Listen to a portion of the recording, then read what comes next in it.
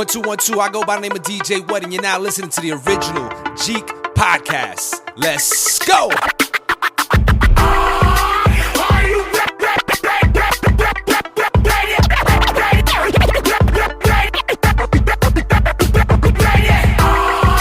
Ready to make an entrance, so backward cut.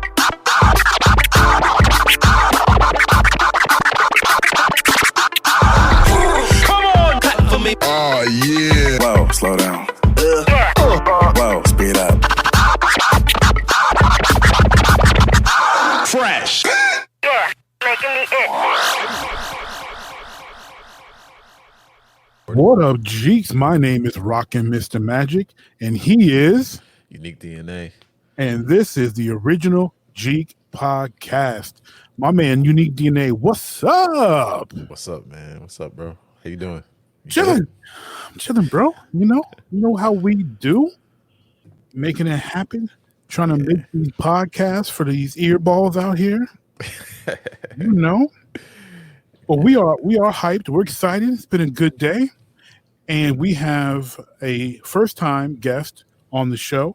And we are so honored to have George Gant on the podcast with us today. He is a cartoonist, comic book colorist and letterer, children's book illustrator, and creator of the thrice nominated for the Guild Comic Award for the comic Beware of Toddler, George Gant. Welcome to the original Jeek podcast. Thank you for having me. It is our extreme pleasure. So to start the show today, we're going to do a little Q&A with our guest George, and then we're going to go into just our regular programming. So first off, George, please share with our listeners how they can find you, find your work, out there on social media. I'm everywhere pretty much. You can find me on Facebook or Twitter, Instagram at GeoGantArt. You can find Beware Toddler, Facebook, Instagram, Twitter at Beware Toddler, or you can check out my website at geogantart.com. You can check out Beware of Toddler's website at bewaretoddler.com. Nice. Fantastic. Which Beware Toddler just hit 10,000 on Facebook, right? It did just yesterday or the day before. Like, it just happened. So that's exciting. How you feel about that? Are you? It's nice. It's neat. I like that so many people are reacting to this comic. Now I got to do it again on Twitter. Yeah, gotta duplicate that I don't know success. if I got the energy for all that. Yeah. This social media thing is a beast. It to say is. the least. You ain't lying, but that is a heck of an accomplishment, and we congratulate you. That is fantastic. So speaking of Twitter that you just mentioned, we learned some things, from your Twitter feed. So we want to ask you a couple questions, just based off of what we learned about you on your Twitter feed. So I am the bigger pro wrestling fan between me and UNIQDNA. So I noticed that you had quite a few tweets referencing the pro wrestling world. So my question to you is, who is your favorite wrestler of all time? Of all time, you know what? It is actually The Rock. I was a big Rock fan back in the Attitude Era. Like, he was just the coolest dude. He is. You love Stone Cold, but The Rock was just the coolest. Like, everybody wanted to be like The Rock. They wanted to do the eyebrow. They wanted to have the sideburn. Well, I can't co-sign the sideburns, but the eyebrow definitely. The eyebrow. I went into my bathroom and I put my hand over one eyebrow and then made my muscles learn how to do the eyebrow. I trained myself to do that. Yeah, so now I can do it for years. I think my whole middle school career was practicing the eyebrow. Oh man, that's all we did in high school. It was just the eyebrow, going to the hallway, pretend stunners, pretend people's elbows, all day long. Oh, The Rock was those were great times. I don't even think I told you this story, UNIQDNA, but in high school, I went overboard with my Rock fandom. I bought a mask of The Rock from Spencer's, and I had this, it looked like a it looked like a disco ball almost. It was shiny and glittery. I got that from Hot Topic, and I wore it to school with the mask, and I put a Santa hat on top of the mask, and I was Santa Rock. And we had this bench called only seniors sat on. This was my junior year because I was cocky, and I was in a mainly white school, and they weren't going to beat me up. So I sat on the senior bench, and I was Santa Rock, and I would just look at the girls and be like, "You, come sit on Santa Rock's lap." And the girl would come, she'd sit on my lap, and I would look at her and go, "Young lady, tell Santa Rock what you want for Christmas." And she would like giggle and be like, "Well, it doesn't matter what you want for Christmas." It was hilarious. One of my best memories from high school. That is hilarious. Oh man, The Rock is great. I would have been extremely happy if you said Shawn Michaels because HBK's the GOAT.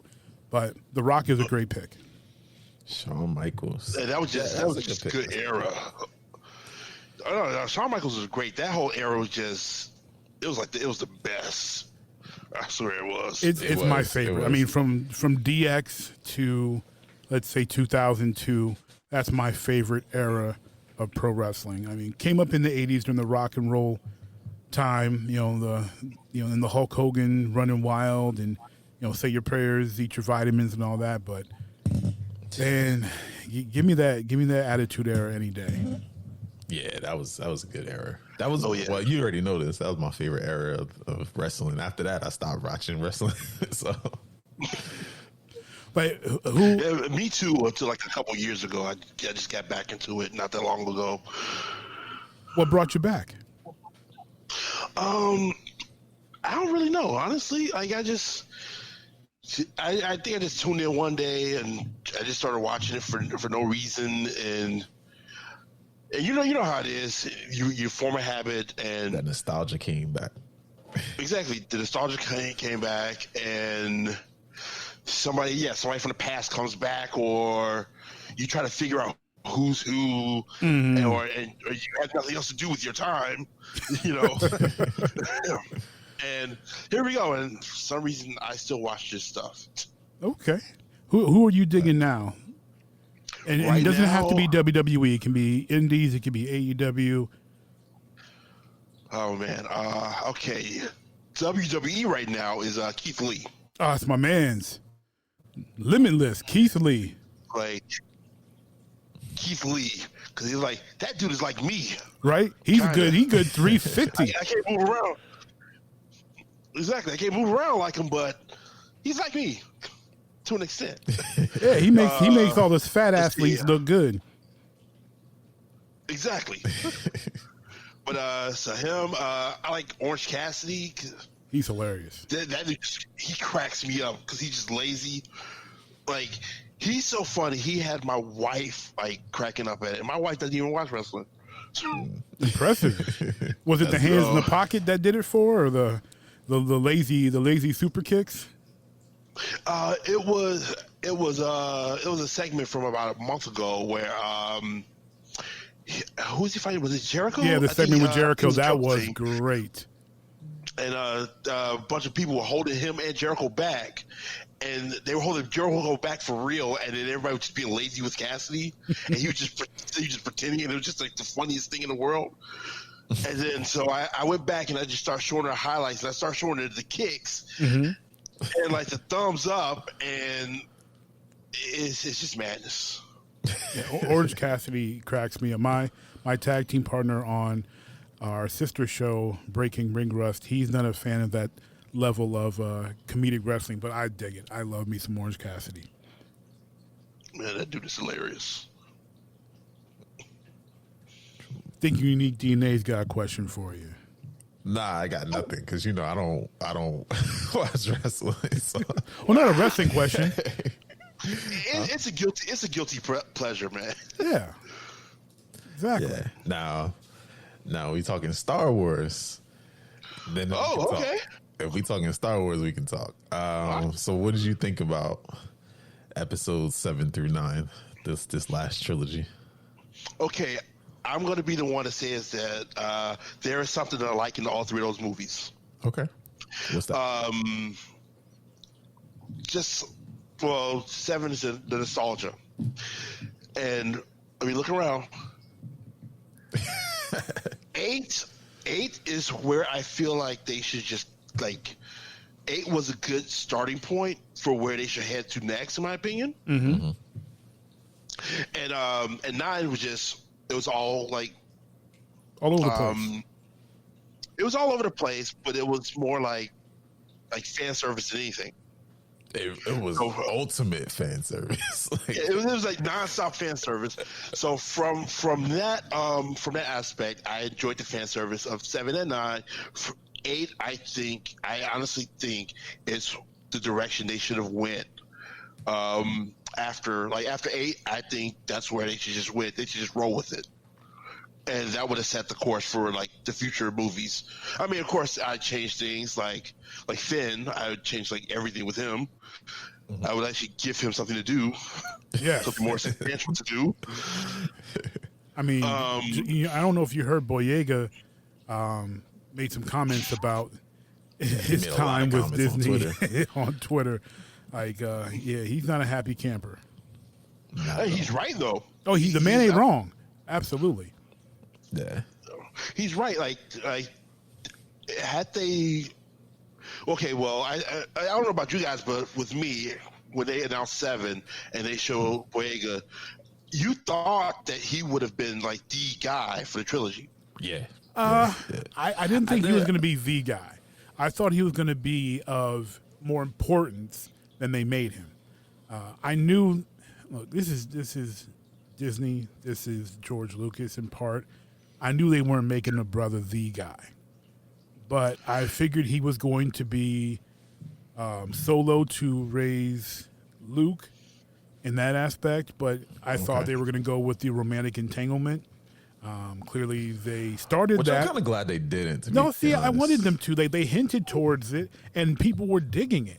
People were like singing he was crushing. Like, well, you were in the minority on that because Twitter was like, "Oh, he's crushing on Ray." Well, that's because they ship everybody. Anybody that looks like they got a little twinkle in the eye for somebody, they're like, "Let's make them a couple." You're right about that. Yeah, because they shipped everybody. They tried to ship Finn and Ray. They tried to ship Finn and Poe. They shipped Solo and Ray.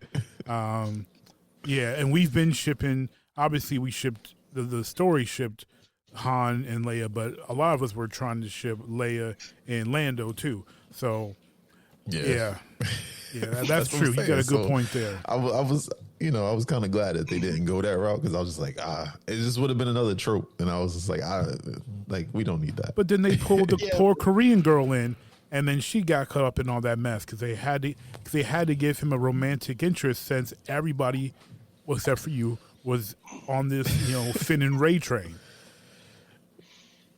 Yeah, that's fair. Did they do it again in episode 9? No, with the other girl. Yeah. I can't remember her name. I want to say Rose. I don't know why. Oh, that's her name, Rose. Yeah, Rose is the Korean girl's name. Yeah. Yeah. No, the black chick. I can't. Oh, the sister on the island or the planet. Yeah. They did try to give him another love interest. That was terrible. The one they kind of suggested that was Lando's daughter. I could see that.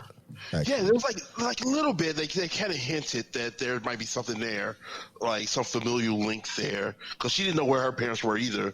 Mm-hmm. But they didn't really do anything with it. Like it was like a little tiny line at the end of the movie, I believe. Yeah, I don't know. I can see Lando abandoning his daughter, but I can't see him leaving her broke. Like I can see him having her in some boarding school being taken care of, while he's not taking care of his responsibility as a father. But he just seemed like his pride wouldn't let him have his daughter be some, out there in the wilderness, type figure. Yeah. But he was kind of, undercover too. He just saw them out in to Vader. No, I mean, he's a businessman. The man made a business deal. Yeah, he did. But then in 9, he was in hiding again. Well, once he joined the Resistance, and he was a general and all that, I mean, he had to go underground. Right. So I mean, maybe he couldn't leave her with anything because then that would be a direct, obvious link to him, and then people would come after her. Right. He could have done it to protect her. Right. Like I mean, I get what you're saying, but I would think that it's okay, they gonna where does this chick come with all this money? But see, And, I would agree no with you. father. I would agree with you if the man wasn't a smuggler. Like the man was king of smugglers. Like you can get stuff to your kid to make sure they're taken care of because you're smuggling other stuff too. Well, who's to say he didn't?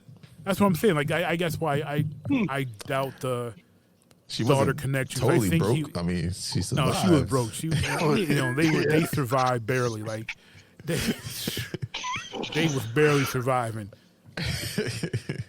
Well, they didn't give them enough time to establish any of that anyway, so we have no idea. It's all speculative. We're all speculating here. But they definitely did not speculate. They tried to force some love on that, and having her go on to that last stand with him and all that, and them looking at each other like they're thinking they're about to die. That was really the man. Yeah. And then, but to still have him obviously crushing on Ray, it was,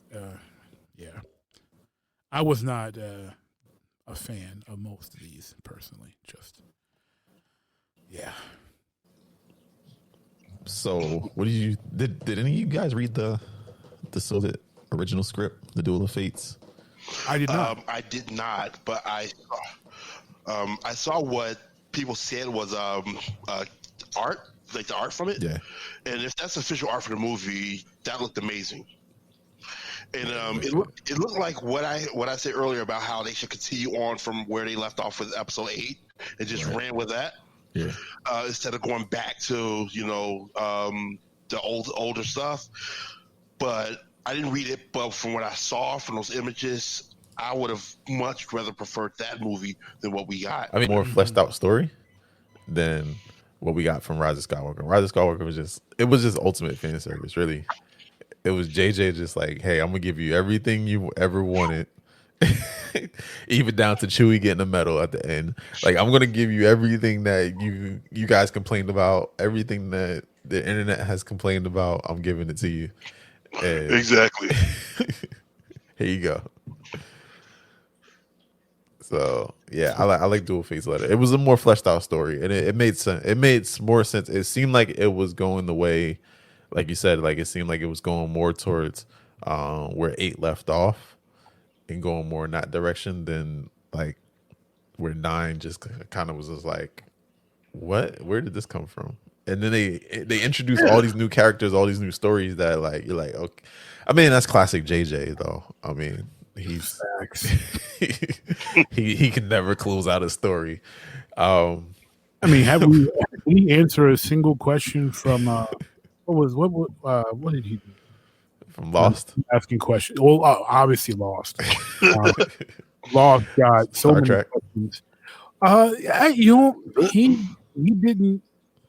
He didn't kill Star Trek for me. I really was concerned that he would, but he didn't.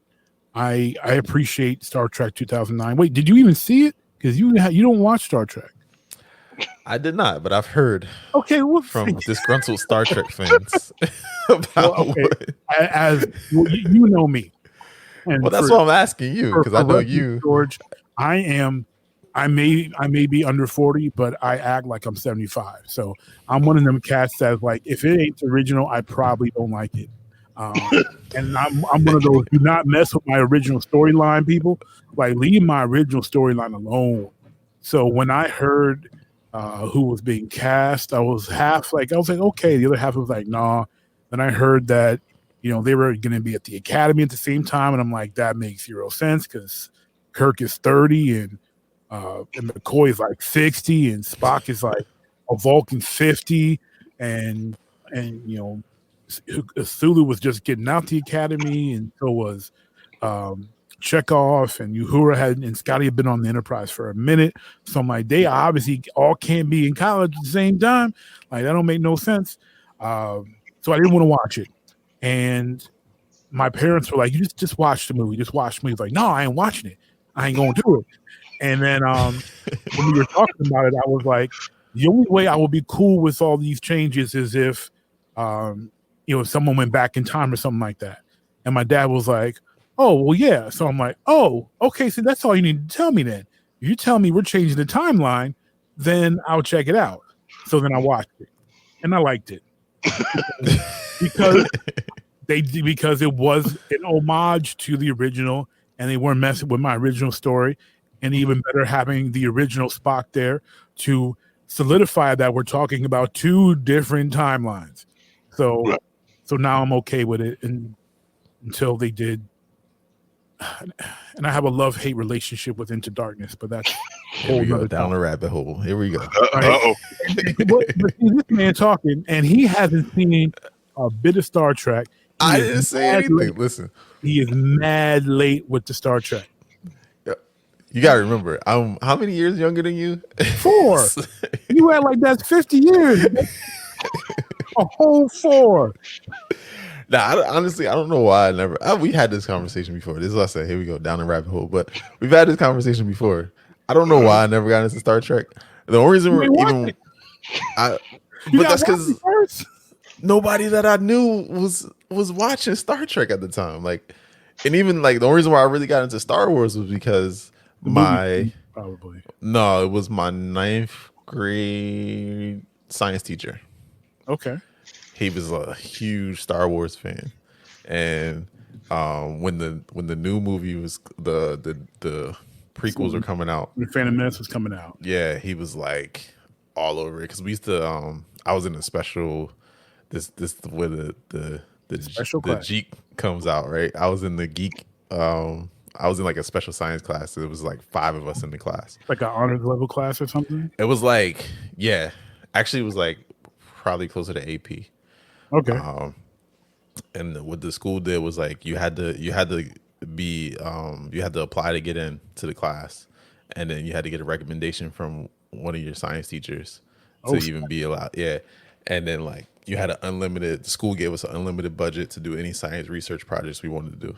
So it was like you created an Iron Man suit. Yeah, like it, like literally, like we was going in and ordering like $10,000 worth of equipment and stuff like that. But anyway, so we were in this class, and it was like an hour and a half long, and it was only like 6 of us, and we were all like geeky science kids. So he would sit around and like while we were working on our projects and stuff, he would talk to us about Star Wars and all that stuff. And then so I was like, I've never seen Star Wars, so I went back and I started watching it, and I was like, oh, I dig this, I like this, and then I just got hooked. Then the prequels came out. As much as everybody hates them, I actually like them.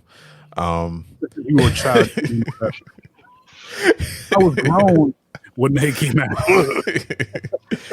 And yeah, I mean, and then it just the rest is history from there. I got into the comic books and the cartoons, and so that 90s Clone Wars cartoon was horrible, but it was horrible. It was horrible. It was horrible. Man, that was terrible. But the new one was good. The newest one that Disney did, that was good. But oh yeah, I love that one. Yeah, that was that was fantastic, and I just started watching that. I hadn't seen it. Yeah, that was awesome. But yeah, so that's how I got into Star Wars. But like I said, nobody was talking about Star Trek. My parents didn't watch Star Trek either. So like, I don't know. Like my dad was a big like Stargate fan. He watched Stargate. Did he watch Battlestar? He watched Battlestar. For whatever reason, he didn't watch Star Trek though, and so it just never came across my radar. So, but we're gonna do our Jeek Nation watch one of these days, and I'll get to watch it for the first time. George, back to you.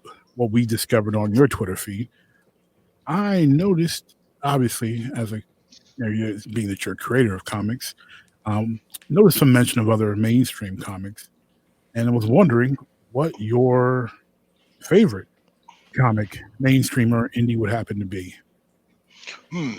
Let me think on that one. That's a loaded question. It is. Well, I don't even know how I would answer that question. Yeah, that's a tough one. Yeah, I've been asking them loaded questions. Well, you know what? Since I come from, I've always gravitated more to comic strips than the books. So we can start there. And like the all-time greatest to me is Calvin and Hobbes. Oh, Yeah. So I love the Calvin and Hobbes strip. I love the Boondock strips. Calvin and Hobbes, Boondocks, Bloom County, Pearls Before Swine. That comic's hilarious. Pearls Before Swine. Yes, it is. As far as like the books, Well, no, you don't have to go into books. I mean, if strips is your thing, that's cool. Because I mean, I started with strips before books. Just out the Sunday paper as a kid. yeah, me too. I would, my dad would get the paper. I'm like, hey, can I get the comics? Can I get the funnies? And my dad was like, yep, here you go. And I was on the ones you named. Obviously, I was in the Peanuts because I'm a big Charles Schultz fan. I was into Dick Tracy a lot. I really got into Dick Tracy.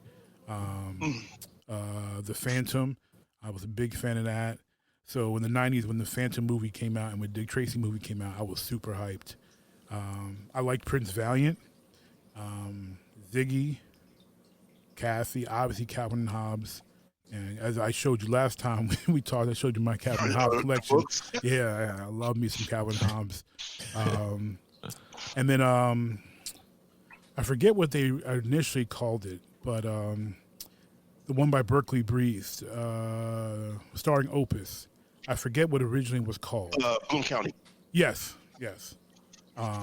Big fan of that. Yeah. Wait, was it always called Bloom County or?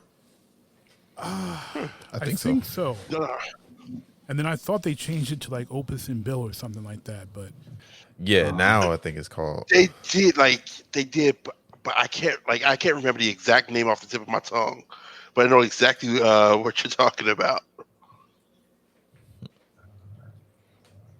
Because I know he changed it back because he made new comics over the last couple of years.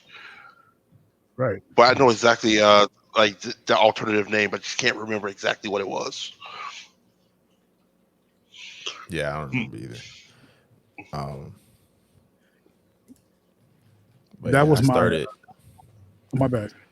No, you good. I started with, of course, Calvin and Hobbes. That was my favorite, and yeah, same thing. Pretty much all the same one you guys mentioned. Far Side was another one of my favorites. Trying to think what else. You mentioned Far Side. I couldn't get into Far Side. Like, Really? my political comics were. I couldn't get into it. Like, my political comics were Doonesbury, and Doonesbury is cool too. And the Opus comics. Those were the ones where I would look at for my, satire level, political, social commentary. Yeah. I just couldn't get into Far Side. It just like there were ones I saw. I was like, "Oh, that's funny," but most of them I didn't dig. Yeah, I think it was more a habit for me because it was just like you said. It was the same thing for me. It was like Sunday paper. My grandmother be clipping coupons, and I'm like, let me read the comics. And so like they're in there every Sunday, so it was just like, okay, go through my list of comics, and then they were there. So they wasn't always funny, but it was just kind of like part of the habit. Dilbert was another one that I liked. Oh yeah, Dilbert's dope. Trying to think. I forgot to mention Garfield. Garfield's my second favorite. And I have a bunch of treasuries. Yeah. I can't believe I didn't say Garfield on the first round. 10-year-old me is very disappointed in myself. Yeah. I think that's all of them. I don't know. There's probably more that I can't think of right now. Yeah. Strips are dope. I love the fact that people like you are out there making strips still, because with obviously the newspaper business not being what it was, young kids don't have that same experience that we had growing up and reading the paper and reading through the comic strips, and they don't have that same anticipation being able to on that Sunday get that big spread of especially on Sunday, because that's when the comics were in color. It wasn't the black and white ones that you saw, during the week. It was them color ones. Like, they don't have that type of experience, to look forward to. So people like yourself out there creating web comics, web strips and such is super dope, so that they can have a bit of that compared to, our experiences. Yeah. Yeah, I mean, Yeah. He's like, Yeah, man, it's that cool, it's hit cool. me in my heart, and I feel it. No, yeah, it's definitely cool because even like like we just said, Beware Tyler hit 10,000 on Facebook, and I know I shared a couple, and people were loving it. Like they thought it was hilarious, and it's the good thing about strips is you can jump in and out. You can Right. you like, oh, I like this one, and then not follow it for a little while, and then jump back in, and you're like, oh, this one's cool. I forgot about this, and you don't have to know the story like with comics and stuff. That's the thing that I struggle with now is like I cancel my pull list, and so now I'm like, I don't know what's going on, and they're like, do I want to start over or just wait till they start with a new story arc? Because like I don't know, I lost track of what's happening in the different comic books. But with the strip, you could just jump right in, and you didn't miss anything, as far as the story goes. So Yeah, and then especially with webcomics, if you want to go back, like webcomic strips, if you want to go back and read the rest, they're right there, and they're so easy to read. You can get through each one in like 5 seconds. right, You'll be caught up in no time. yeah, that's true too. Yeah, That's a fantastic point because trying to catch up to something that's like a graphic novel or even regular comic books, you've got to do digging to catch up, or like you said, you don't want to jump mid or near the end of a story. You're like, oh, I gotta wait till they end this run or start a new story. right. Yeah, Or till they come out with the trade, and you get it all at once. Yeah, in webcomics you have that flexibility, and even better than when we were kids is that if you missed a Sunday and it was a storyline that was continuing week to week, you missed a Sunday, you missed out. Like it was tragic. Yeah. You were like, what happened? But did they get him? I remember I had that happen a couple times when I was following some intense Dick Tracy stories, and all of a sudden the paper didn't come that week, or the comics got wet and they got messed up. I couldn't read. Like, what happened? I need to know what happened. The week after, that story's done now. Or something that's like, well, what happened? Did they catch him? Is he dead? What's going on? Like, Right. Yeah. That's true. And then you gotta ask your friends if they still got the if they issue. still got that If they issue. still got the Yeah. paper. If they dad didn't use it to wrap fish or something, like you better hope they still got it. Like FOMO Right. was something back then, man. Like, Yeah, it was much worse than it is now. yeah, you can get saved from FOMO a whole lot easier than we did back then. We are going to go on from this interview portion, and we're going to move on to our normal, regular scheduled programming.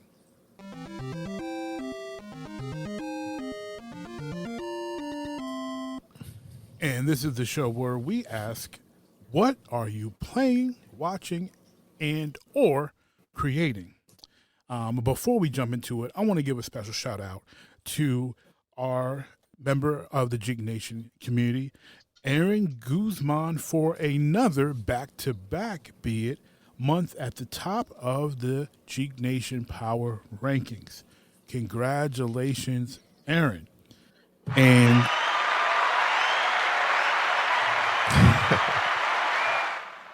yes, indeed. Well done, sir. And to thank you for all of those who continually participate in the Jeek Nation community, and for inviting your friends to join in and get active, which they have been doing. So we definitely give you all a shout out for that. And if Facebook is not exactly your vibe, do not despair. We also have a Discord server. You can check out the Jeek Nation Discord link in the community under announcements. So, UNIQDNA, what you playing, man?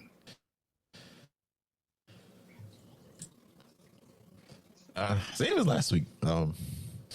Actually, you know what I did? I had stopped for a little while and I just jumped back into it. Animal Crossing. So, I was just thinking about the crossing too. Like I'm thinking we need to actually like schedule like an island night where we have everybody jump on someone's island and just have like a little island party. Yeah, because a couple people in the group, they already finished, so they way ahead of me. But y'all all way ahead of me. I still got a tent. I'm out here slumming. You still got a tent? I still got a tent. I've been slacking because my girls play it. So they'd be like, Daddy, can I play Animal Crossing? Daddy, can I play Animal Crossing? And I'm like, man, I'm going to get your own Switch and leave me alone. Yeah. So I got the little 2-bedroom house, but yeah, I owe like 200,000 bells to the raccoon, so I'm working on that. Yo, Tom Nook's got to be the biggest hustler in gaming history. Like, that man is evil. Yeah, Tom got me into raps. That is an evil, that's an evil Tanuki right there. Yeah. So I'm working on that. Trying to pay back this money, do them chores, and then still playing Dying Light when I get a chance. And what else am I playing? I need to get back on Red Dead. Yeah, I haven't been on it in a minute. I know. So That's why I blasted you last week for it. I know. And Tim, and your cousin David, and Reggie, who just joined the group. Shout out to Reggie. You abandoned me too on the Red Dead. Left your boy hanging by himself in a solo posse. I'm gonna keep reminding y'all have money and I was broke, man. I couldn't live this life. Hey, y'all broke boys were riding with me. I had money. Life. We could do things. It looked like you couldn't do things 'cause I had juice. Y'all was paying bail and stuff, and I'm running around here real live outlaw. Your bail was a whole 50 cents. I don't want to hear about that. 50 cent bounties. Come on now. Shoot. Nah, but I'm gonna jump back on. I'll probably jump back on this week. I got I don't know, maybe this weekend. We'll see. I got a bunch of photography jobs that I got to finish up, but if I can finish that up this week, then I'm on. And I think that's all I'm playing right now. Okay, George, what about you? What have you been playing? Oh man, like everything except Animal Crossing.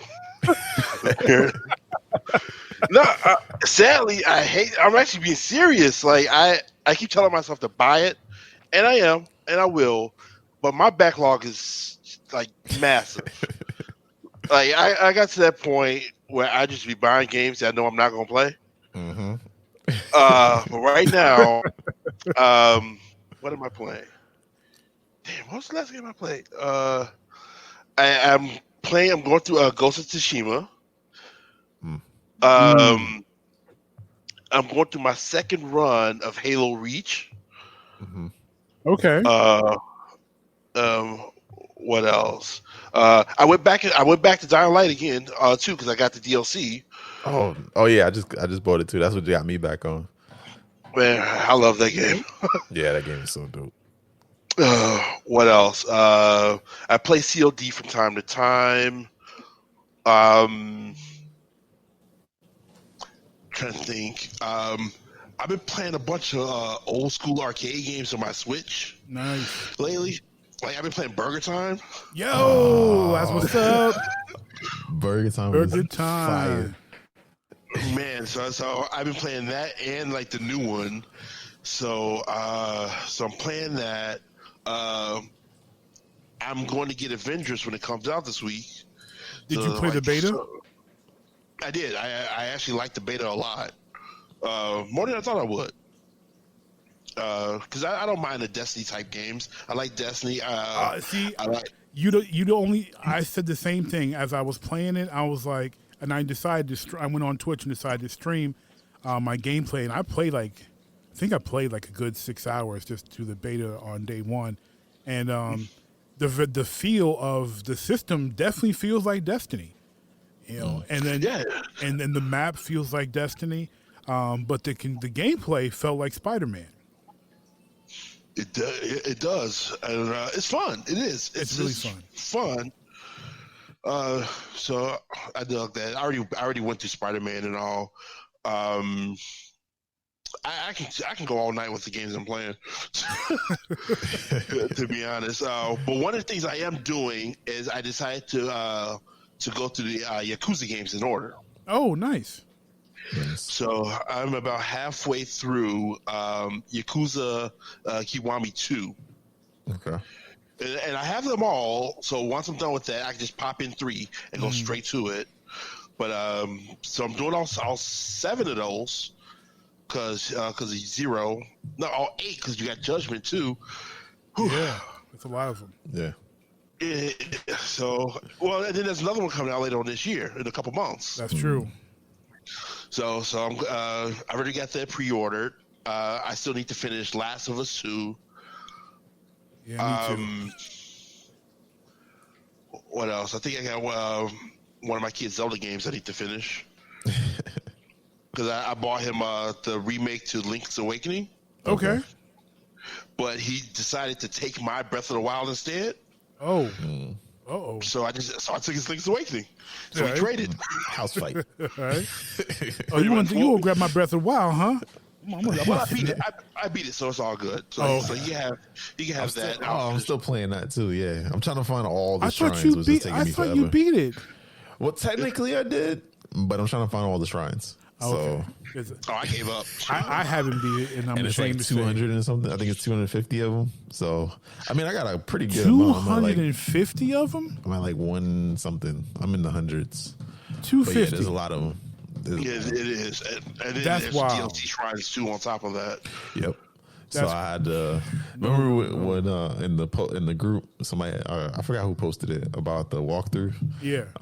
And I was like, yeah, I gotta get a walkthrough for this because it was just too many. That's crazy. So I remember just trying making to it a little faster now because I got the map and it shows where all of them are on the maps.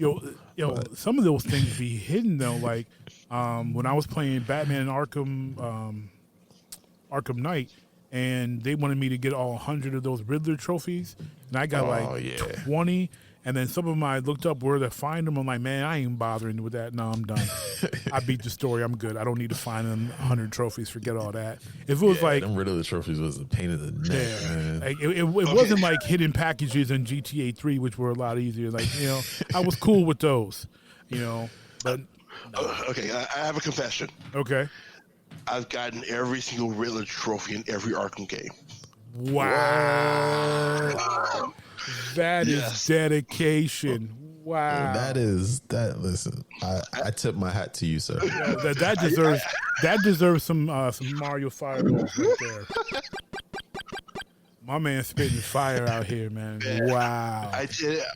Well, because I love the Arkham games. Those are some of my all-time favorite ones. So I went back. I got the ones from Arkham's Asylum. I got all the ones from Arkham City, including the Catwoman ones. I got all the ones from Arkham Origins. I got all the ones from Arkham Knight. Then I got all the ones from Arkham Asylum again when they did the remasters. And now I'm doing City again. Yo, I got mad respect for you. They're not hard. Those are easy. Those are easier than the shrines. And I ain't even tried to touch the shrines yet. Nah, I am not the item hunter that I was as a kid. Nah, I ain't got time for that. Nope. Those are the only ones I actually went out of the way to try to find. All the stuff from Spider-Man was easy, so that wasn't a problem. Yeah, Those Spider-Man backpacks and stuff, yeah, those were easy. Those are easy. I would never try to get all the things in Assassin's Creed. Like never. That's where I draw the line with the Assassin's Creed. I did it in Assassin's Creed 1, and then 2, I was like, nah, I'm not doing this again. It was just too many. I was like, nope, yeah. I'm not doing it. Because you had the viewpoints, and it wasn't even just like you had one thing. It was like you had the viewpoints, you had the I can't remember. It was like 3 different things you had to do. Like viewpoint, they were like flags. And... Yeah, it was the viewpoints, the flags, and I forgot the third one. But yeah, I did all of it. And I was like, I'm not doing this again for 2. And then 3, I was just like, man, forget this. And then I stopped playing after 3 because I was like, y'all said this is supposed to be a trilogy. Where all these other ones came from? Man, you should have played 4. That people consider that one to be the best one. I'm trying to remember. Which one was 4? 4 was the Pirates. Okay. Did I play? No, I played. That Black Flag? Yep. Yeah, 4 was Black Flag. I didn't play Black Flag. I think it was the one after that. I did play 1 after that, but I didn't. I couldn't get back into it. I don't know why. Well, if you ever go back into it, the ones I recommended: Black Flag, Origins. That's the one that takes place in Egypt. Yeah. And then the one right after Odyssey. Those are really good. They play like The Witcher 3, basically. Yeah.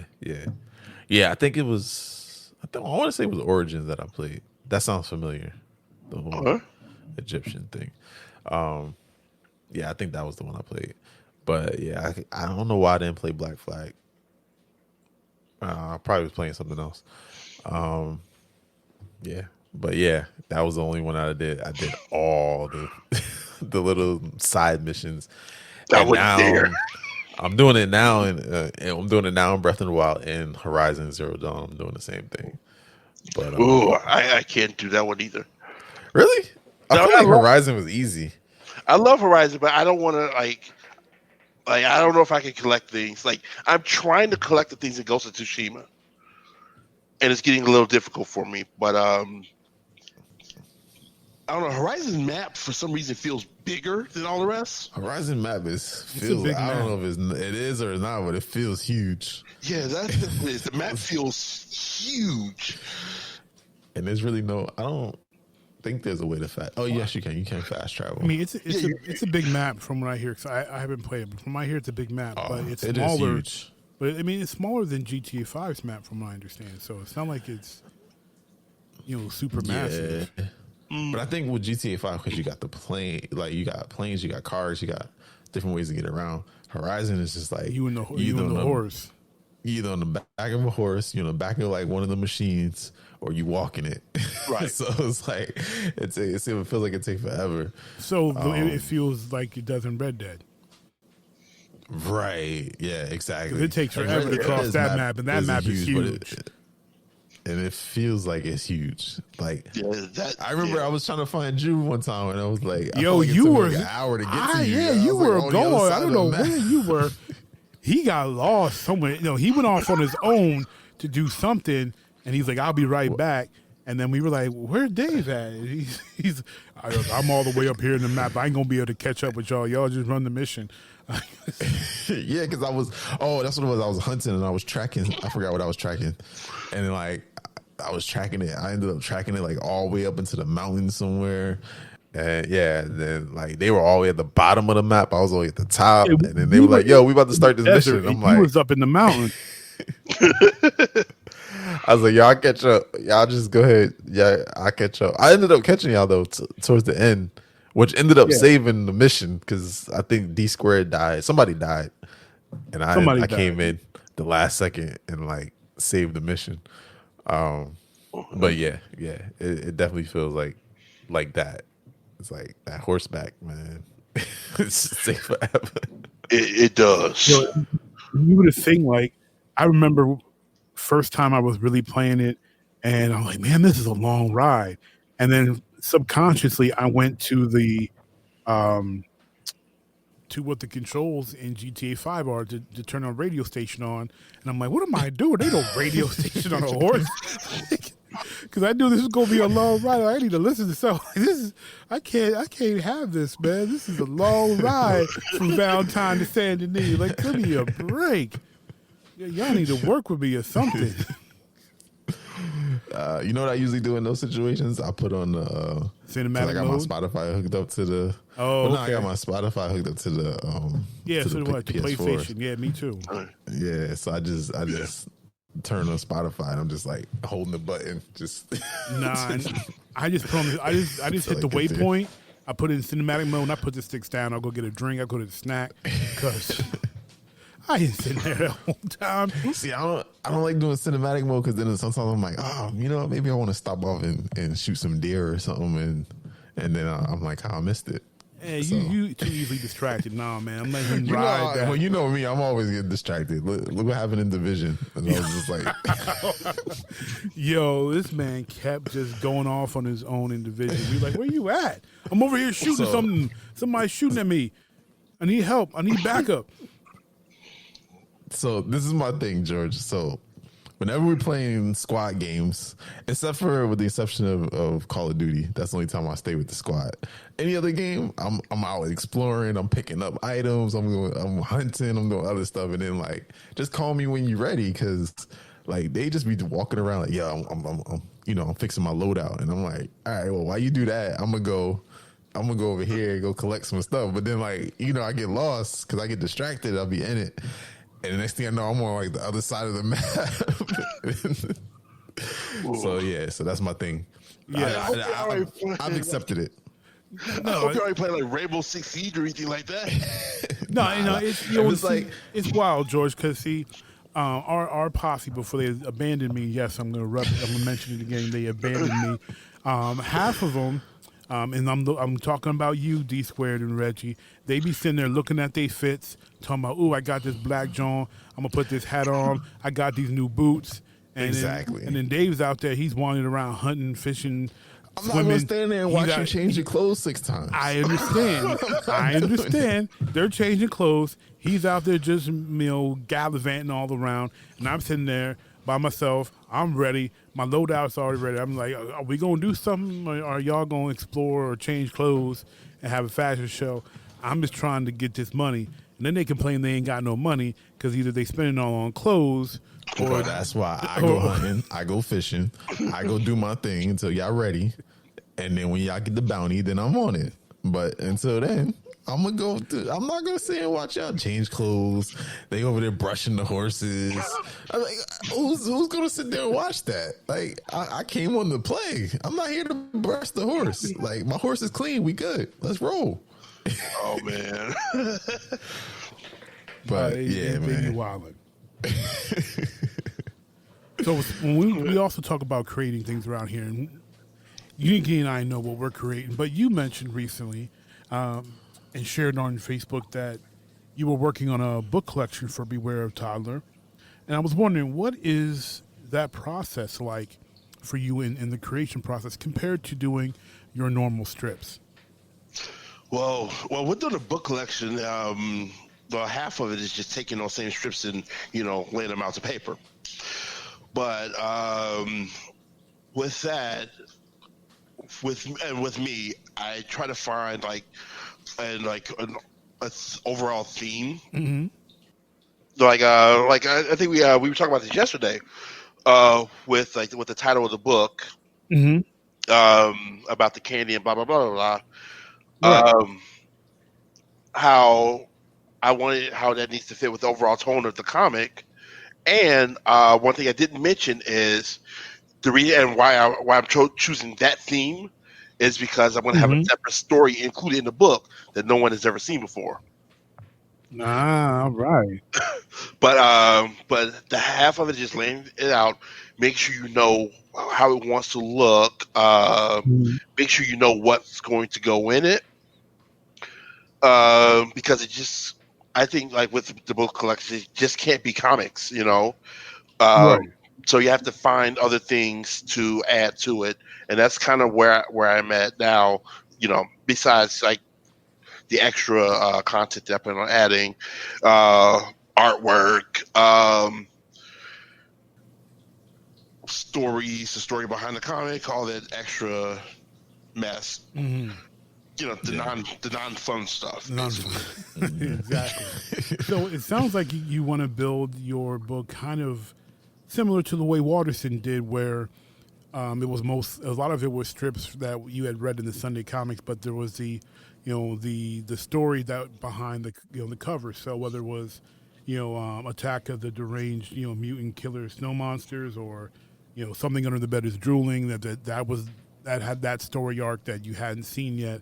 And then the rest of the book had, strips that you'd probably seen in the past. So kind of a setup like that.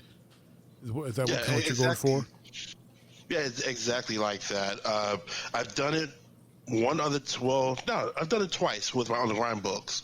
Though they were comics that people have seen, mm-hmm. They all had overarching stories. Like for the first book, it was called The Worst Day Ever, and it was based on like the worst shift that the main character has ever worked at his job.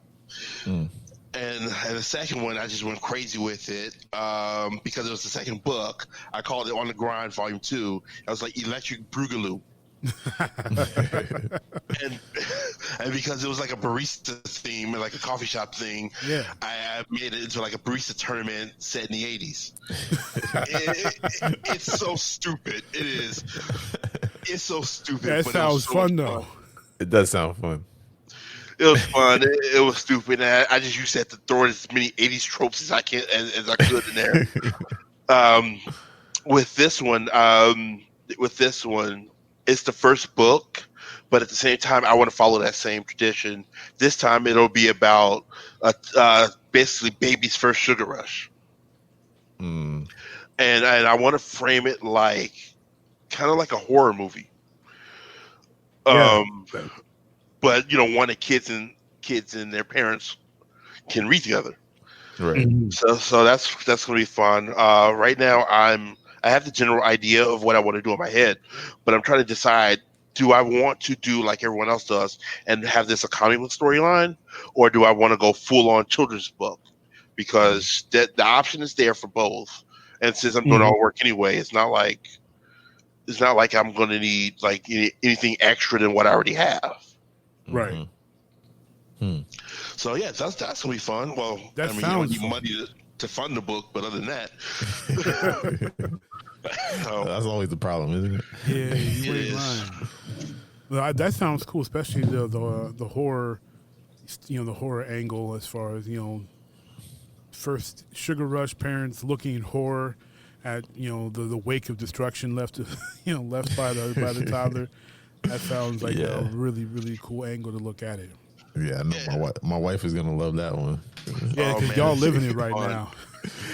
Yeah, I remember my son. We gave him apple juice and something else, and she was like, "It's the apple juice. It's the apple juice." I was like, I don't know what it is, but he's going crazy right now. They do that. I swear, both of my kids when they get sugar, it's ridiculous. Yeah. Too much sugar. So yeah, that sounds like it'll be fun to read, and I'm sure my son will like it too because he's like sugar. That's his new favorite word now, sugar. What is it? Is daddy eating sugar? I'm like, no, I'm not eating sugar. Well, then you better not give them kids no Kool-Aid because it's gonna be wild. Yeah. Oh, we've done that. We've done it this week. So your current books, they're also available at geogantart.com. Is that right? Actually, no. Those books are no longer available. Wait, hold on. There's little extras with that. Well, with the On the Grind books, they aren't available anymore because I actually did those with the publisher. Okay. No longer with that publisher. Oh, okay. And should I do anything else with the content in those books, I would actually like to do it in a new book. So somewhere along the lines, what I want to do is a collection of all the On the Grind comics, like every single one. And so that's on my to-do list, and that's like about 400 comic strips. Way more than the Tyler comics, way more than the Reset Button comics. Yeah. The Reset Button book is available on Lulu, but I want to repackage it because I like selling. I didn't mind selling my books through Lulu at first, and then I realized that those books are expensive. Yeah. And it costs a lot to produce, and because of that, it costs a lot to sell. So I'm trying to find a more cost-effective way to do things, just so I can So I don't want anybody to pay a lot of money for a single book if that I made. Because I ain't trying to get anybody mad at me or anything. Oh, I get it. I mean, you want people to enjoy your work, but also be able to afford it. Exactly, and it's not like they're like, oh, this is a $50 book. No, but like a $20 book, yeah, it still seems a bit pricey to me. Let's see how much lower I can get it. That's pretty much just my goal. Just get it as low as I can with the same amount of content. So I'm looking into ways to do that. And speaking of the Reset Button, I'm actually working on a different book as well. And the first draft of this book can actually be read on my Patreon. Okay. And this one is actually my first attempt at long form storytelling. It's a flat out comic book. And because the Reset Button takes place in the video game world, it's basically like the most basic way I can put it is the overall idea of the comic is video game characters in school. It's like Tiny Toons, but with video game characters. Okay. And this particular issue that's already drawn out, like the first draft is drawn out and everything, is about the main character having to walk to school for the first time.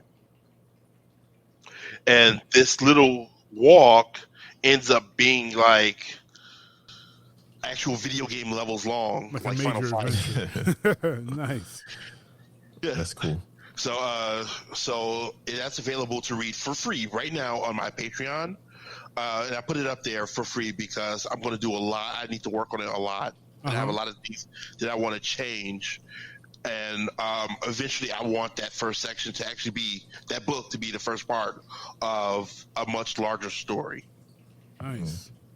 Sounds dope. Yeah, I saw the cover I saw on your website. Is that the cover that you're looking to use for the first issue of the big book for the Reset Button? I'll probably change that one as well. Okay.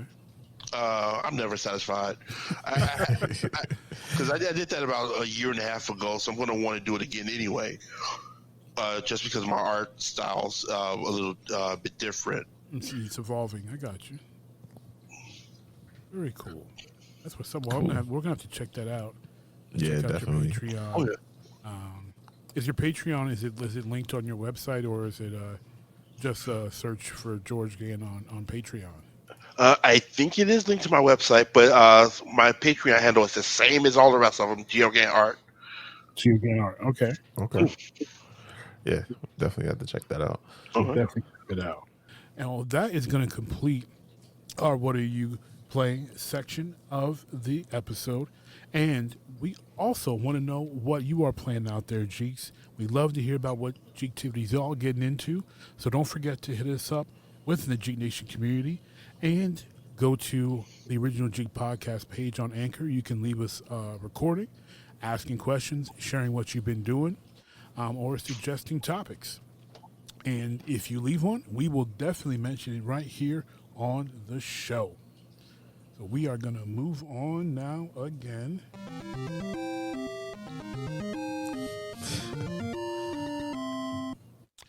All right, it's quick hit time here on the Original Jeek podcast. And I don't know if, we kind of talked a little bit about wrestling here, so we're going to kind of backtrack a little bit with the WWE. And they had SummerSlam last Sunday, and this most recent Sunday was the Payback pay-per-view.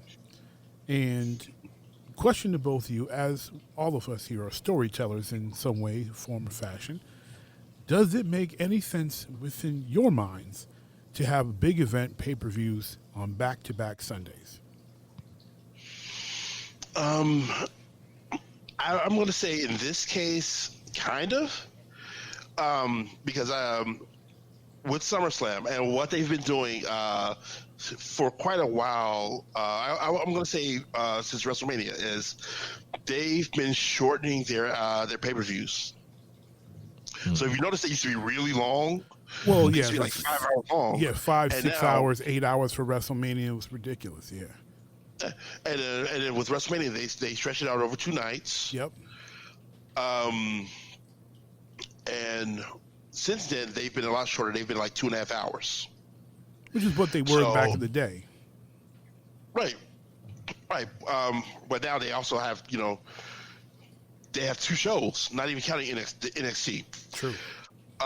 So while I wouldn't say that they should have back-to-back pay-per-views every week, because that's weird, because we're coming off of SummerSlam, which is the second, which I perceive to be the second largest pay-per-view of the year. I do too. Instead of doing the 2 nights. It is, right? Yeah, to me it is. Well, Rumble's not as big as this. Some people would say Royal Rumble, but I always say WrestleMania biggest, then SummerSlam, then Rumble. Yeah. But because it's a big 4 pay-per-view, I think because they could not do 2 nights in a row, because you have NXT, they're doing their thing as well. Why not do it over 2 weeks? They're in the exact same spot. They're not traveling. Yeah. It'll give them more chance to work on some of the storylines that they're already working on, because we all know Vince McMahon and storytelling these days can be kind of iffy. Kind of. Okay, That's you being nice. But because they gave themselves a little extra time with these pay-per-views, even though they're not as long as they were, I think it has actually helped a bit. Like the storytelling over the last month has been a lot better than it's been, I say, about this time last year. Okay, yeah. Not really counting the retribution stuff, but everything else has been pretty consistent. I think. Okay. Yeah, it's fair. Yeah, I you definitely had a more positive. To me, I'm old school, so I'm like, why are you giving me another pay-per-view with big events so soon? Like it seems like I need some more build-up. Like it's supposed to be a big event, so give me some more build-up. And the way they've been booking, especially booking championships, I'm like, okay, so 1 week you're gonna bounce the title or two, and now you're giving me another pay-per-view where you're gonna bounce titles again. Like, is there any value to these championships if you're gonna bounce them around like they're ping pong balls? And we saw the Fiend pick up the Universal Championship at SummerSlam, and then next week, here comes Roman Reigns, and finally it's heel Roman Reigns. So I'm not mad about that. I am glad to see Roman Reigns finally turned heel. But here we go, championship ping ponged again, new champion, and I'm like, it's been a week. The man had a week reign, 1 week, like. Why put the belt on him to begin with if you're gonna? Why put the belt on the Fiend to begin with if you're gonna have Braun take the fall? Just keep the belt on Braun Strowman. Do your triple threat match, then put it on Reigns. Why bounce it to the Fiend to bounce it back to Braun? Like that doesn't make any sense. Okay, yeah, that part is weird, and that's like that's the one other storyline besides the retribution stuff that doesn't make any sense. But we all knew that the moment we saw Roman, he was going to get that belt back. Yeah. My guess is they didn't want to see the Fiend pin. Like they want to keep him strong. Yeah, they want the Fiend to still look strong. Yeah. Right, they still want the Fiend to look strong. Last time we saw them fight was a swamp match, which was basically a no contest. Could you really do another no test? Like at the very next show. What was it? What was it? You can if Roman interferes, you can make it a no contest then, for at least a decent reason. Unlike the last time. I guess if you just had Roman come out during the match and cause it DQ, yes. Yeah. But I don't know, man. I'm trying to justify. I'm trying to help them out. It just didn't make sense. But you're like, yeah, you do have a point. You do have a point there. I mean, I don't know, man. All I know is that the minute you saw Roman Reigns, you knew that no matter what, he was getting that belt back as soon as possible. Yes, and that was painfully obvious. You know, I mean, and I've been waiting to see him go heel, and I like the new T-shirt. He looks bigger. He looks healthy, and everyone on Twitter was blown up about his teeth. Apparently, he got some new veneers or something. Oh, his veneers. Oh yeah. Randy Orton had a lot of fun with that one. Yeah, he did. Yeah, the whole horse mouth pictures he kept on posting. He had a lot of fun with that. And apparently, he put blue contacts on too. I didn't even notice that. Yeah, I don't be looking deep into the man's eyes, so I don't know. my man JT was like, he got blue contacts in. I'm like, I ain't never looked into Roman's eyes, so I had no idea that man put some contacts in. But it was just such a as a storytelling. I'm like, you build for 4 weeks every month to a pay-per-view. Like, I don't understand where your building is going to go from 1 week to the next. That was strange to me. I don't think I've ever seen that before. But speaking of not making sense, I mean, like I said, I haven't watched in a while, but just from a storytelling perspective, it does sounds iffy, if nothing less. And then, I mean, also you gotta look at the financial aspect of it. Like, who's paying for 2 pay-per-views back to back? I mean, if you got the network, okay, you're paying $10 a month. With the network, yeah, but like yeah, but Vince, you want $50 last week and now $50 this week? I don't think so. Yeah, that's a little much. I think these COVID-19 streets, especially. Yeah, you ain't lying, man. I think Dana White and the UFC be having their pay-per-views way too often. I'm like, bro, you want me to shell out again? You just had one of these things, they've been man. getting ridiculous too. They have been. I have been following it. They've been getting ridiculous. I feel like there seems like every other week is it's like every 2 or 3 weeks is a pay-per-view, bruh. Yeah. I don't have $60 to $120 every month to give to you, bruh. Just because you want to have a pay-per-view every 2 weeks. Nah, man. They're probably trying to make the money back that they lost, like during COVID. That's my guess. Yeah, I mean, it makes sense from that perspective, but it's just like, who's gonna pay it? Yeah, I mean, you're gonna get. I mean, if you got it, you got it, I guess, right? But it just seems crazy to even put your fans in that situation to say, yeah, we're gonna do 2 back-to-back pay-per-views. And then not even offer, at least I don't think, they ain't offer no type of deal or nothing. Like, hey, if you buy both, bundle. Yeah, we give you $30 off or something. Like, give me something for it. Bundle something for me, Vince. Come on, man. Yeah, you always trying to bundle T-shirts on me. Bundle something. Bundle these pay-per-views. Right. Send me some merch, something. Let me get something out of the deal. For something. For like, y'all and rape in my pockets. But or from the story. Don't say that because Vince will make that a storyline.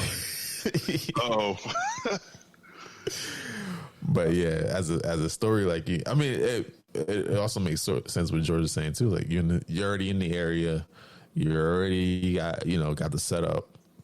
You don't got to travel. You don't got to bring all pay for the setup and the breakdown and all that. So from that perspective, it makes sense.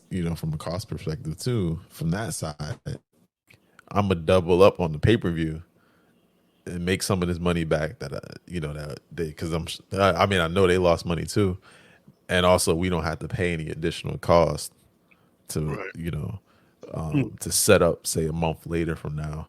We could just knock it all out right here. But that whole I'm sure UNIQDNA, but that whole Thunderdome setup that they have, it actually looks pretty cool. I've seen screenshots. I've seen a couple of screenshots. I think a couple people post them in the group, but it does look dope. It looks dope. Like I would love to see some other like NFL or somebody do something similar, like a setup. That would look dope. I'm surprised Dana White hasn't done it because I would have thought that would have gone right up his alley. Well, I mean, I'm sure now that he's doing it, everyone else is going to follow suit. Well, Vince is that's the one thing I give him, man. He's always been an innovator. Yeah, that's true. He's always been an innovator. We wouldn't have the quality of NFL shots if it wasn't for the original XFL. And there's a lot of things he added to and all that. Sky cam, the sideline reporting. He added a whole bunch of wrinkles. The NFL was like, "Oh, we like that. We'll take that. We're gonna steal it and put we gonna steal that." Vince put microphones in the locker room. Oh, we should do that too. I mean, he definitely brought a lot of dope wrinkles of television that the NFL really never considered because Vince puts on television. That's what he does. Right. Yeah, so I can see a lot of sports venues following suit now, even just outside of sports is following suit with that. Yeah, I mean, if it's I think Broadway's something that's too old school, but you could definitely have if they want to put on a play or whatever, and they can't jam people into venues the same way. Then they may have it where the screens are there so the actors can do that thing, and they're watching and their exclusive stream, of Hamilton or Cats or whatever. That could be a possibility. I say Cats just because it's a classic play and it was a terrible movie. Oh yeah, it's like I think it's like isn't it like the longest running Broadway show in history or something like that? So. Just, I mean, and I like Cats. Don't get me wrong. It's just that movie was so bad. It was like it was a horror movie. They ain't mean it to be a horror movie. It was Cats they messed that one up big time. You ain't lying. But speaking of film, Sam Neill, legendary Sam Neill, who played Dr. Alan Grant in Jurassic Park, is picking up his iconic felt hat and returning to the world of the Jurassic. He will be in Jurassic World Dominion. How do y'all feel about Sam jumping back into the Jurassic World? We've already seen the return of Malcolm. Now Dr. Grant's coming back. Did we have the same conversation about Star Wars?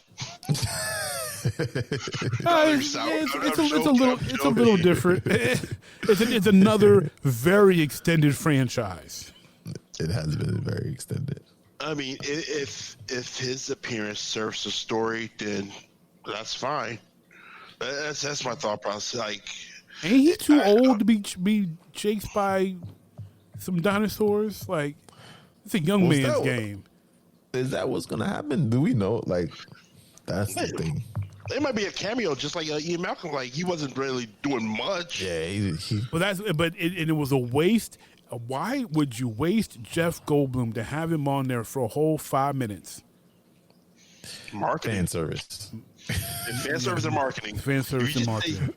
He's going to be in this movie. Boom. Tickets are bought. Yeah, you know how people went crazy when they found out that he was in the movie, and then they realized that it was only 5 minutes. I was not a happy. They wanted him in the first Jurassic World. Was it the first? Yeah. Well, they wanted him back ever since the first two. Like, they wanted to have him back. Yeah. But, yeah. So, I mean, of course, people were just going to go, you see it as soon as you put him up on the IMDb, everybody's like, oh, I'm going to see that. But yeah, I'm with George. If it serves a purpose, then, let's do it. I just don't know what purpose it's going to serve. Nor do I. Because, I mean, you would hope he learned his lesson. Yo, for real, leave the dinosaurs alone. I don't want to be near come him. Back.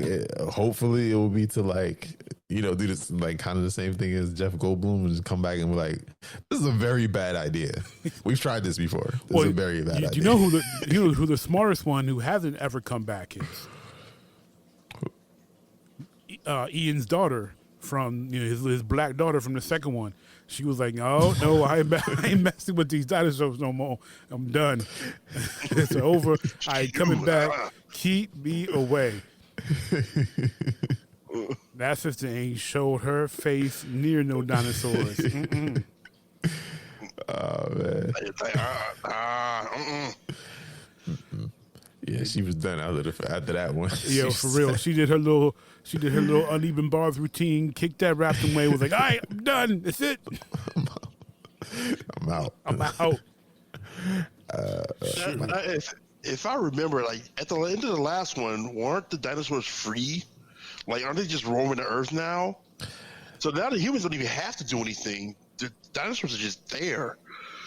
So they really need a good reason to bring anybody back at this point. Yeah. I mean, my only guess is they're gonna bring him back as some kind of species expert or something to help them figure out how to stop the dinosaurs. Who knows? What can you do now? They've already created new dinosaurs for X, Y, and Z. What else is there to do with Jurassic Park? Or the Jurassic franchise. I don't even get what's left. I mean, I'm guessing it's going to follow. It kind of reminds me of we went back to Star Wars, but how Episode 7 was Episode 4. It kind of reminds me of that same, it's following that same vein. Jurassic World was kind of like Jurassic Park 1, but a little more revamped, and they added some new stuff in there. But for the most part, it followed Jurassic Park 1's kind of storyline. Right. In a sense, right? It was Jurassic World, a whole lot of people died compared to Jurassic Park. True. Well, they tore some people up. But we talked about this before too. Like the whole idea of Jurassic Park and Jurassic World is supposed to be like Disneyland and Disney World with the two different parks and all that stuff. But and a whole lot of people died, and I expected something a little lighter on the side, more like the way Jurassic Park was, but they were just like, no, anarchy, pterodactyls picking you up and dropping you like they. Well, because I think it was like Jurassic Park was like, that was it had never been done before. Then Jurassic World was like, well, we know we messed up the first time, but look, we figured it out this time. Nobody's gonna die, and so they had to show like, well, actually, a whole lot of people died. Yeah, because you didn't figure it out. You made it worse. Well, you have to raise the stakes. If you're gonna try something like the same thing over again, you have to raise the stakes. Going back to Star Wars, it's just like how they blew up in Alderaan in Episode 4. Did Episode 7? They blew up like 5 other planets. Yeah, what was that? Right. I was like, wait. Hold on. We could blow up 5 planets at the same time. What? Why? Who's thinking of this? Like, and he blew that up pretty much the same way. All right, let's get into this shaft that no one's guarding, and we're gonna have the evil Jedi guy show up here. Like come on. Yeah, it's like it's the same thing, but it has to be bigger. That's my thought process. Even if they went through that same template, I would expect like the next Jurassic World to be more like the first Jurassic World, kind of like in that vein. More fan service, less. Now, what they need to do is what I hear Fast is going to do. They need to take it to space, because I hear the Fast franchise is going to space. Just take Jurassic World to space too, and let's see what we have with dinosaurs in space. Dinosaurs on the moon. Yeah, cars drifting with dinosaurs on the moon. And Vin Diesel's going to come with like a Lamborghini and like take down the T-Rex or something. Exactly. That's exactly it. Let's write this down. Right? We want the executive producer credits, all right? Well, they stole our stuff last time. They sure did. So this won't be the first time. They need to stop stealing the movies we write. I know. People these execs and these writers are listening to our show and they don't even give us credit. Right? Shoot, we pretty much framed Phase 4 back in season 1. Shoot. I want my credit. They didn't even announce the movies yet, and we already knew what was going to happen. Yeah. It's sad. It be like that. It's like that sometimes, man. Oh, so next, I had something I had to put in there because I just read it and I cracked up. So Kirk Cousins, the quarterback of the Minnesota Vikings, which none of us are fans of, decided to make his comments known about how he feels about playing during COVID-19. And I quote, "If I die, I die." So Kirk either thinks he's bold or he's Ivan Drago's cousin. I don't know. But how ridiculous is that statement to y'all? That is Kirk's response to playing football during COVID-19. Okay, well, in 2020 America, that's a perfectly rational statement. It absolutely is. Apparently. No, but everyone's entitled to their opinion. I mean, it's a dumb statement. Don't get me wrong, and everyone's entitled to their opinion. But I don't think he realizes that he has a platform, and him saying "if I die, I die" just basically gave all of his fans, because they may not be the brightest in the bunch.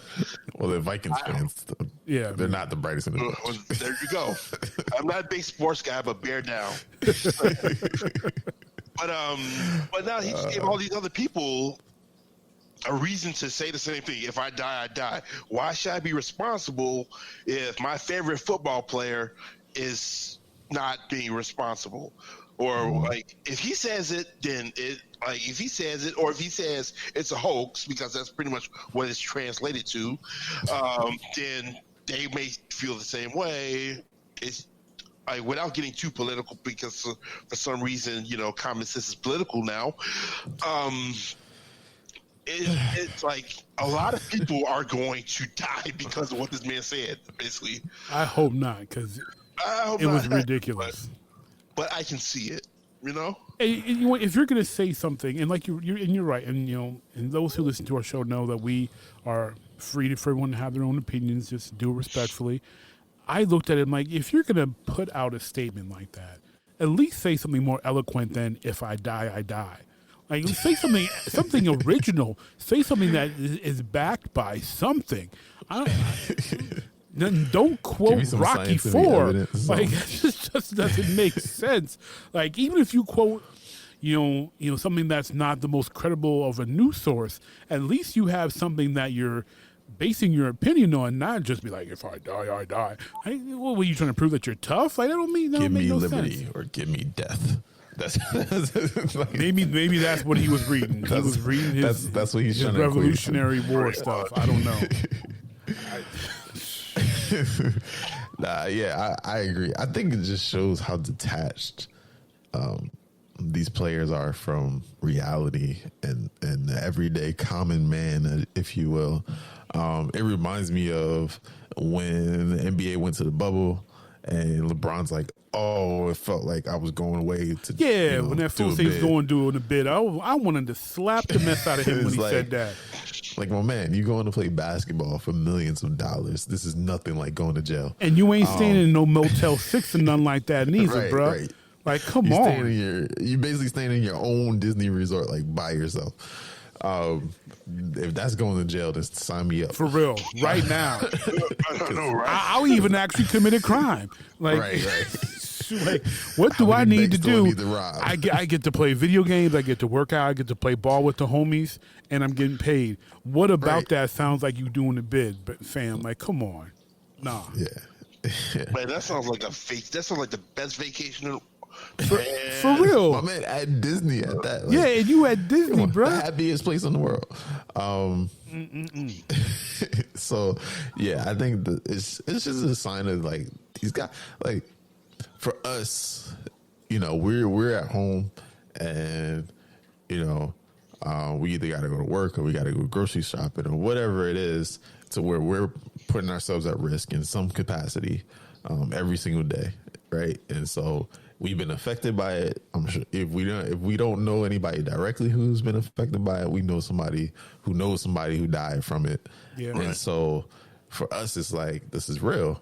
For these guys, they've been sitting at home in their $1 million mansions, getting served, getting home deliveries, getting, like, you know what I mean? Like, I seriously doubt LeBron ever left his house, right? Like, and I'm sure it's the same thing for Kirk. I know he makes way too much money. He makes way too much money to be going to the grocery store, yep. Right? And so when you're sitting at home and you're totally detached from the world, and, you know, everybody else is on lockdown and we're at home, but, you know, we got to take risk, and you're on lockdown and you're just like, yeah, let me call my personal assistant and have them ship up, you know, 6 Xboxes, and we just gonna do, I don't know, whatever. We're just gonna do whatever. You know what I mean? Like, it's just ridiculous, the amount of, like, things that they can do with the amount of money that they have. And so, like, you're not affected by it, you know, and neither is anybody in your family or even your close friends, because most of your close friends are probably rich too, right? Because they're all either probably sports players or they're in that circle. You're not friends with the common man, you know. You probably don't even know any. Like, I seriously doubt he even knows anybody that had COVID, let alone die from it. So it's easy to say that when there's no risk involved. We know the NFL is going to take extreme precautions. They're going to get everybody as well. Tested. They should. They're going to, like, you know what I mean, which is fine, right? And they should, but you're saying that with no risk, right? Yeah. That's like me, like, yeah, you know, Black Lives Matter. If I die, I die, but I'm sitting at home and not doing anything at all about it, right? And I'm not even black, right? Right? Like, where's the risk of me doing that? There is no risk. I can go outside, you know, screaming, you know, whatever it is, Black Power. But if I'm not black, then it doesn't matter. There's no risk. So it's easy to say that. But to both of you guys' point, the fans are the ones that are going to suffer, and because the other thing that I see is like, because they haven't really said yet if they're going to allow fans in the stadiums or not yet. I see now this being fuel for the fans to be like, well, let us in, let us go to the games. If we die, we die. We don't care. Like Kirk doesn't care if he dies, so we don't care either. We want to go to the game. And then Kirk said it was okay. right. And so now you're pressuring, you have thousands of fans pressuring the NFL, pressuring the local governments to allow them to go to games, putting people at risk, and we saw it early on in this whole thing in Texas when they were protesting to, get haircuts and all the ridiculous stuff that they were doing. And that was a small group, right? So you can imagine like a platform like his and the amount of fans that he has. I mean, I don't think Vikings have that many fans, but it's Kirk Cousins. Even if it was somebody good, I mean, let's keep it real. But I tell you what I can imagine. I tell you what I want to see this happen. I want to see, and I hope it's an NFC North guy. So I'm hoping it's one of our Lions or Khalil Mack from the Bears, somebody from the NFC North. I want them to put Kirk Cousins on his back, sack him, just rock his world, look into the camera and say, if he dies, he dies. Oh my God. That is what I want to see this season. That I'm probably going to tweet that. That would make my entire NFL year in 2020 for me. Sack that man, Kirk Cousins, look into the camera and say, if he dies, he dies. I never knew I needed that. But you do, right? But now you know you need to see it. Now you need it. So last quick hit of this episode, and we appreciate George for all his time here, is have you heard of about this the current ban wave of 2020 that Rockstar enacted? And if you have not, essentially there was a wonderful little glitch in Grand Theft Auto that allowed people to make a lot of money really quick. And of course, this is on GTA Online. And after Rockstar fixed it, they went on and either took all your money away and reset you all the way back to the beginning, or they banned you completely. So you had people who were essentially using their apartments or garages to do this glitch, and a lot of people who have been playing GTA Online for years took to Twitter to complain about doing the money glitch to get their account reset the next day after 7 years of playing around on GTA Online. Now, being that it's a glitch, it's like somebody hacked something, how do you feel about Rockstar resetting people who likely have legitimately purchased things, earned things, played for things, and played to earn things, and resetting their progress because they exploited a glitch and did not do anything unethical like a hack?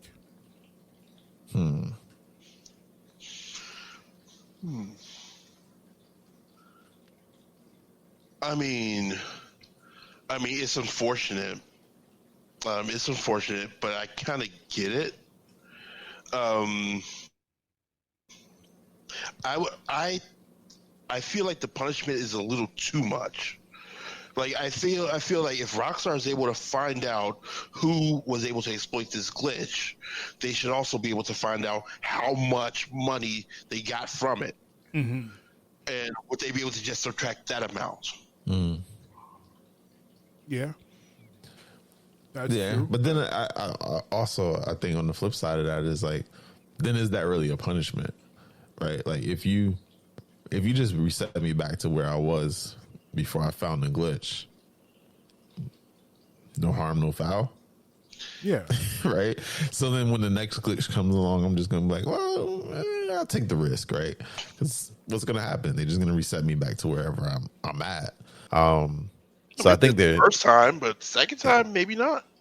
Maybe. I don't know. Yeah, I mean, I guess you can do like a 3-strike rule or something. Right. But yeah, I don't know. See, I'm on the player's side on this one because to me, if someone found a hack or did a hack and they exploited and they did something that's unethical, then I'm for it. Then to me, what they did is even too much. Cool, but it's a glitch, and if Rockstar can find out who did it, probably like George said, probably knows how much they earned extra. Then maybe you should have just not had the glitch. Maybe you should have built it right. Like, that's not the player's fault that someone stumbled upon a glitch. They stumbled upon a glitch. Yeah. You pushed out a broken piece of software, and people were able to get more money from it. That's not the player's fault. If you broke it, it's your broken thing. So, I mean, you go to Vegas and you find a slot machine that is broken and it gives you wins all the time. You get that money, you won, but they're going to take that machine away and fix it before it hits the floor again. So if you're putting out this product and it broke and people were getting money from it, why punish them for using what you put out there? Now, if they broke it to win, you broke it, and they were like, cool, give me the money. You put it out there. Yeah, I mean, well, if we stick with the Vegas analogy though, but if you exploit the machine, even if it is a glitch, usually you get banned from that casino, right? Typically, anyway. At the same time, also my background in software development, the little bit that I did do for 4 years, you can't find every single bug. Well, no, I understand right. that. But So, you can't punish the consumer because you couldn't find the bug either, though. And then, like, sometimes, like, some of these bugs, like, some of these glitches I've seen, especially in GTA, some of them are, like, not obvious stuff. It's like, who would have even thought to do that? Like, it's like you got to go around the block 3 times and then put the truck in the garage, but it's got to be this truck. And then you open the garage and close it, and then you open it and then you close it, and then you go back around the block 3 more times. And then it's like, who the heck thought of that? And sat around and did that to figure out that glitch. And then you know what I'm saying? So, like, as a software developer, you're looking for those glitches, but you're not going to find something like that because it's just so obscure that it's like, nobody will ever figure that one out. Or if they do, it probably won't be a massive amount of people. I mean, granted, internet nowadays, once one person finds out, it's a massive amount of people. Yes. But for the most part, like, I mean, I can't fault Rockstar because there was a glitch in the system. Because, like I said, you just can't find everyone. At the same time, I do agree. I think the punishment was too severe. Maybe don't go back 7 years. Maybe go back 6 months, a year. Like, reset them back because maybe they weren't able to figure out where you when you started doing the glitch. Because depending on the glitch, you don't know. Sometimes it won't. You won't be able to find that information. So maybe you just say, well, okay, well, the glitch started getting exploited in February. So we'll go back and we'll reset everybody back to where they were in January. And whatever you lost from there, from between January and February, that's on you, right? Because we're not able to determine. And I'm assuming that's probably why they went all the way back to reset you to 0, because they can't determine when. But I think that's kind of unfair because, like you said, people have bought stuff, people have paid for vehicles and different things and all these microtransactions, and that's kind of not fair because some people, I'm sure, have put thousands of dollars into this game, and to reset them back 7 years because of a glitch. Yeah, it's kind of extreme, but I do think there should be some kind of punishment for it, just because, like I said, you get those people who are like, because you got some people that's all they do all day. They look for glitches and hacks, right? Yeah. And so it's like, how do you punish those people and not punish everybody, but or you deter other people from doing the same thing. And so, yeah, I don't know. That's my opinion on it. But Well, just to piggyback it just a bit of what you said, as far as the internet, and this is probably why Rockstar did what they did, is that if somebody just happens upon a glitch by accident, boom, no harm, no foul. But if they went on Reddit and told everybody, because people tend to do that, and they'll do so in like the GTA, the official GTA Reddit pages, right, and they're devs in those, that alerts those posts. right, So, in that case, if that were the case, then that gives Rockstar the right to punish because someone maliciously spread that information around. That's a good point too.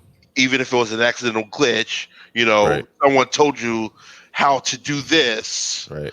and that right there is what makes it punishable, in my opinion. Still think it's a bit too harsh, but if that's how the information was spread to begin with, then I understand it a bit more. That's true. Well, that makes sense. And I wonder now, and I know nobody ever reads them, but I wonder what the terms of service for online play is. I wonder if it has anything in there. No. Well, they usually do it as far as third-party software and hacks, but I don't know if they mentioned glitches specifically. Right. That's why I'm curious. I'm curious now. I don't really want to read it, but I kind of want to go read it. I'm just curious of what it's in there. And, because then this is like, if it's in there, as much as none of us read the terms of service, hey, we get what we signed up for. They can't really do anything about it. Yeah. And so all True. these, whoever's complaining, like you really don't have a leg to stand on it at that point. But yeah. Okay. No, those are great points because I hadn't considered, especially when you mentioned the disseminating of that information. Whether it's Reddit, or someone posted on their YouTube channel, and all of a sudden they've got 10,000 subscribers who tell their people, and all of a sudden everyone knows how to, take advantage of this glitch and get all their money. That's a very fair point. All right, so that is going to end quick hits for this episode, and we're going to just move on to our last topic of the episode, and this one is focused on our guest George. We previously spoke to George on the Dad Is Not a Now podcast. Shout out to them and our friend Mr. Ishmael Street, who runs that podcast. And in that previous conversation, you mentioned that animation is a goal for you with your art. So just if you wouldn't mind sharing with us your personal vision for what you all things go your way, what you want to what do you want to create as an animator? I for the most part, I want to create the things that I've already created, just in like different media, different formats. That's not just limited to like animation or cartoons, but all sorts of different things. Like when I envision my cartoons in general, I imagine how they would look like as a cartoon, not just a comic. I love comics, but I'll admit comics are probably like the easiest way to to get your vision on, like on paper or on the screen or whatnot. Yeah, and I think animation is like it is an evolution of that. I mean, just the history of cartoons in general, it's kind of like that. Yeah.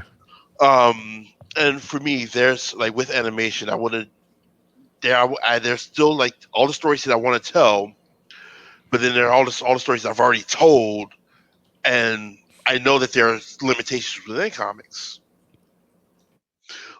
For example, with On the Grinder with Tyler, there are a lot of things I like to do within that series that may incorporate music, and you can't do that you can't do that well. Let me say, in a comic book, a comic strip. Yeah. With the reset button, I've always wanted that to be a cartoon. Like I'm very much the 80s Saturday morning cartoon watcher. And I've wanted to do that. I wanted that to be my life since I was a child, even before drawing comics. And now that I actually have like properties that I created, I can see them being in different media. I can see Beware Tyler being an 11-minute short, a la Tom and Jerry. I can see On the Grind being a sort of an animated sitcom. You know, I can see the Reset Button. I can see that being the next generation of Saturday morning cartoon. At the same time, as a comic about a video game, how could I not try to make that into a video game itself? Right. Yeah, it makes sense. Yeah. And the thing is, these things, like, to be able to get the tools to make them, I don't think it's ever been easier than it is now. All you need is talent, a computer, and time, basically, and that's like, for me, that's like the next step. That's the natural evolution of everything that I've done up until this point. Yeah, it makes a lot of sense. Yeah, Awesome. it makes a lot of sense. Definitely makes a lot of sense. Well, that's awesome. Well, Jeeks, that is going to be it for this episode of the original Jeek podcast. Special thanks to our guest, George Gant. Before we go, George, please again remind everyone where they can find and follow you. Okay, yes, you can follow me on all on most major social media outlets at GeoGantArt. You can check out my Patreon also at GeoGantArt. My website is geogantart.com. I tried to make it all the same thing. And if you want to just check out Beware Tyler, you don't care about me as a person, that's fine too. You can follow Beware Tyler everywhere at Beware of Tyler, or just go to the website, which is bewaretoddler.com.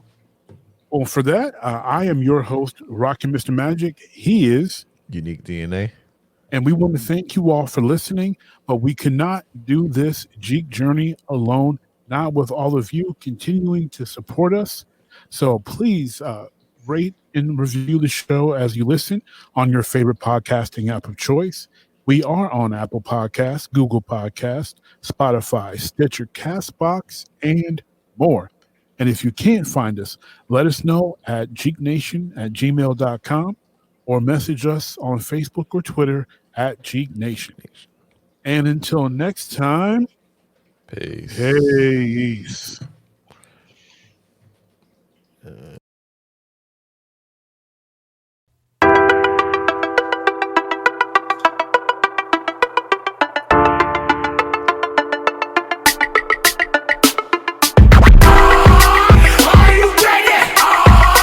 Ready to make an entrance, so backward. Cut. Come on, clap for me. Oh, yeah. Whoa, slow down. Whoa, speed up.